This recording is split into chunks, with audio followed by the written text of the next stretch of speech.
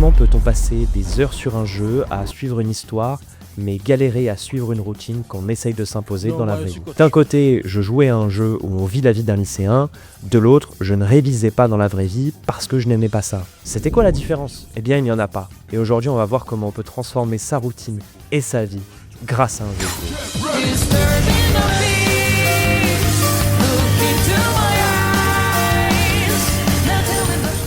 Si tu traînes sur internet et que tu es devant cette vidéo, c'est certainement que tu veux t'améliorer ou que tu es tombé sur la vidéo des Voxmakers et que tu cherches quelque chose d'autre à regarder. C'est certainement que tu cherches à t'améliorer ou à trouver une nouvelle routine. J'étais dans ce cas aussi.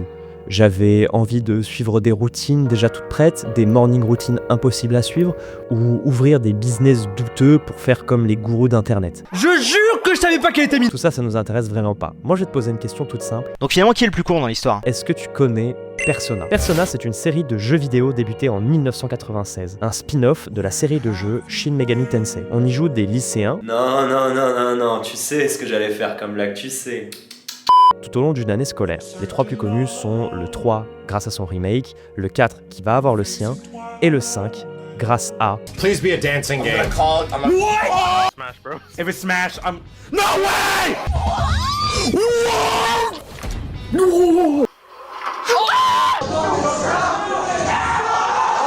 On va se concentrer sur le jeu se déroulant sur une année scolaire, on a un temps limité et des impératifs, comme dans la vie. Et c'est là qu'on va aller fouiller pour transformer notre routine. Partie 1. Comment transformer sa vie en jeu vidéo? Si tu traînes sur internet, t'as certainement déjà dû voir passer des gens parler de ludification. Ok, le terme connu c'est gamification. Mais on n'est pas des Américains mentaux, nous.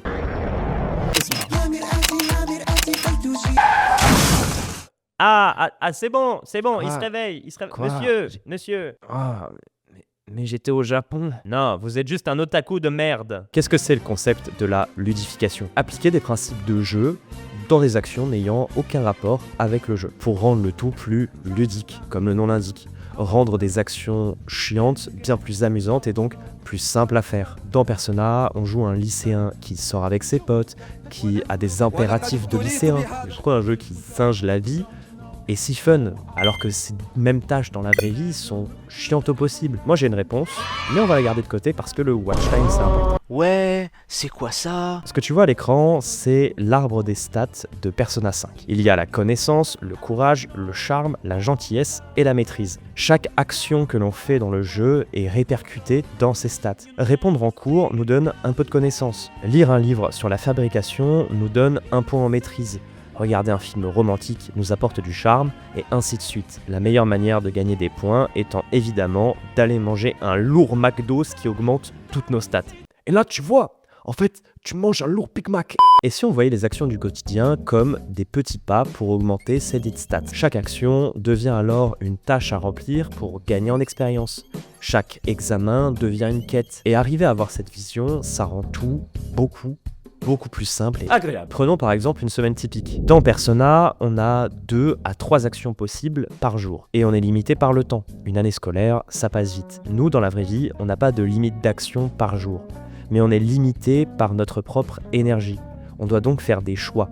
Prioriser ce qui est important. Le souci, c'est qu'aujourd'hui, ce choix, cette priorisation, c'est devenu un marché. TikTok paye des gens des milliers de dollars pour gagner à ce jeu de celui qui aura ton attention. Epic Games veut que tu fasses une game de plus pour acheter un skin de plus. Et derrière, ton prof qui veut juste que tu fasses ses exos, il peut pas lutter. C'est encore pire si t'es à la fac. Là, il n'y a personne pour être sur ton dos. T'es livré à toi-même et c'est à toi de gérer ça.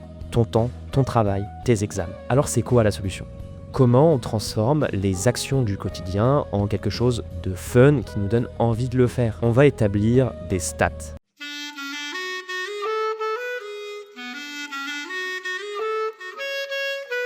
Bonjour.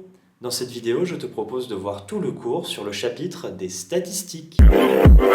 On va réfléchir à ce qui est vraiment important et à où vont aller nos stats. Imaginons que tu as des cours. Donc une stat d'apprentissage. Tu as un sport, donc une stat de force. Tu as une passion particulière. Moi, c'est l'écriture. Mais toi, ça peut être le MMA, les films, qu'importe.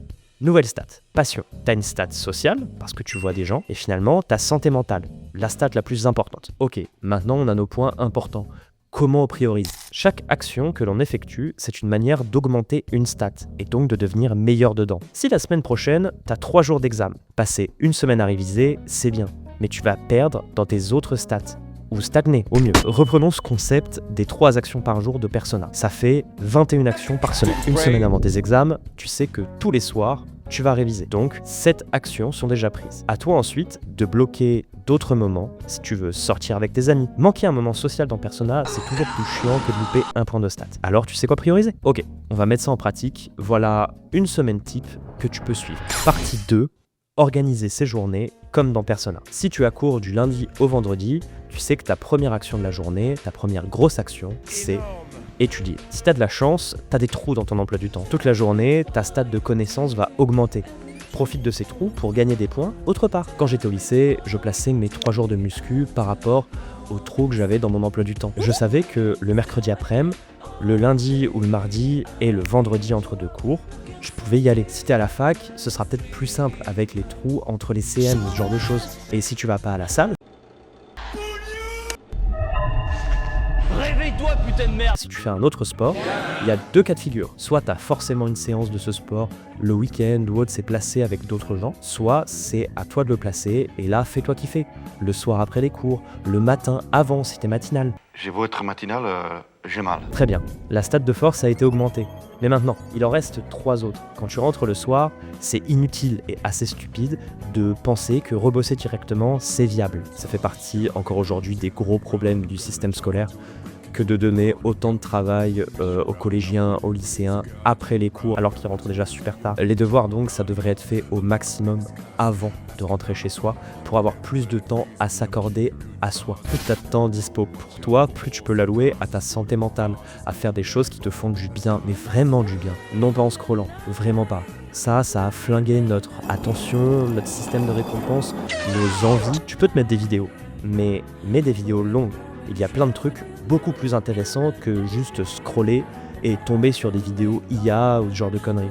Spioniro Golubiro. Ok, attends, et ça fait combien de vues ça? Combien?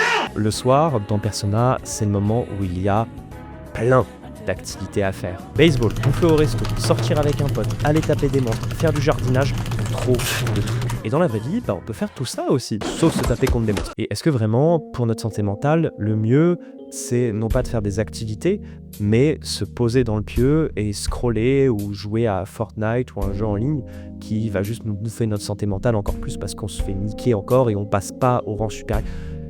J'ai eu ma période Overwatch. À part si le jeu auquel on joue est vraiment bien, je pense à des très bons jeux solo, ou alors qu'on joue avec des amis, mieux vaut ne pas faire ça. Mieux vaut privilégier d'autres sorties, d'autres stats. Proposer à des amis de se voir, refaire le monde en buvant un verre ou en se baladant, c'est trop bien. Et ça augmente la stat sociale. Si ton kiff, c'est le MMA, te renseigner sur cet univers, regarder des combats, suivre ça, c'est du temps, mais du temps qui te fait devenir meilleur dans ce domaine. Si c'est l'écriture, passe du temps à écrire. Passe du temps à écrire, mais aussi à lire. Tu progresseras inconsciemment dans ce domaine. En bref, il y a toujours plein de manières d'attaquer un domaine, de devenir meilleur dedans, de progresser dedans, de prendre des points de stats, et en allouant ton temps d'une manière qui est efficace et qui te fait du bien au moral. La ludification de la vie, en réalité, ça passe par un gros effet boule de neige. Chaque action que tu mets en place, chaque habitude que tu prends, doit et devrait se répercuter sur une autre, pour te donner envie de continuer et que tout se déroule d'une manière très fluide. Et c'est quelque chose qui devient beaucoup plus simple quand on applique le dernier point de cette vidéo. Partie 3, fais les choses avec le cœur, avant qu'on ne te le vole. C'est peut-être le point le plus important de la vidéo et de la ludification de manière générale. Faire les actions qu'on fait au quotidien avec l'envie de les faire. J'ai un exemple tout récent, je regardais une vidéo justement sur Persona, et j'ai déconnecté sur les 3 dernières minutes, j'ai regardé mon téléphone, j'ai fait 3 conneries, je répondais à des messages en même temps. Et en fait, la vidéo s'est arrêtée alors que j'en avais écouté que les 2 tiers. Le dernier tiers, je l'avais pas du tout compris, pas du tout entendu, j'étais pas du tout concentré. Je ne le faisais pas avec le cœur. Ne plus être passif, ne plus voir notre vie s'écouler devant nous sans la vivre, C'est le point le plus important. Quand on scrolle, on est passif, on regarde pas réellement les vidéos. Quand on est en cours et qu'on n'écoute pas, on est passif, on n'apprend rien. Quand on ne fait que lire son cours la veille d'un examen sans le comprendre réellement, on est passif. Et donc, à quoi bon faire tout ça? Ah ouais. On tombe, quand on est passif, dans un nihilisme qui est terrible. On regarde notre vie s'écouler devant nous, on est spectateur et on est dans une sorte de souffrance continuelle. Mettre du cœur à l'ouvrage, faire les choses du quotidien avec envie, comme on pourrait les faire dans un jeu vidéo, c'est la meilleure manière de combattre ce nihilisme. C'est également la meilleure manière de progresser au quotidien en tant qu'humain, mais également, et c'est bête, mais dans ces stats que l'on s'est mis aujourd'hui, c'est la meilleure manière d'être le joueur de notre propre vie. Merci d'avoir regardé cette vidéo, j'espère que ça t'a plu. Désolé pour le rythme, c'est un petit peu compliqué en ce moment la vie, mais on fait aller, je continue d'écrire. Tiens, bam, un extrait de ce que j'écris en ce moment. N'hésite pas à t'abonner, à liker. La prochaine vidéo, j'hésite, soit ce sera sur du One Piece, soit une autre vidéo un petit peu développement dans la vraie vie. Là j'ai envie de faire un truc un petit peu plus poussé. À toi de me dire, il y a aussi une vidéo jeu vidéo, mais je l'écris avec un pote, donc à voir ce que ça va donner. Dites-moi dans les commentaires ce que vous préféreriez voir. Je ferai sûrement un post sur l'onglet communauté. Mon roman est dispo en entier dans la description, c'est dispo sur mon best-seller. N'hésitez pas à aller voir, j'espère que ça va vous plaire. Merci d'avoir regardé cette vidéo. Persona c'était beaucoup trop bien, faudrait que j'en parle plus. Merci pour tout. Allez, bisous.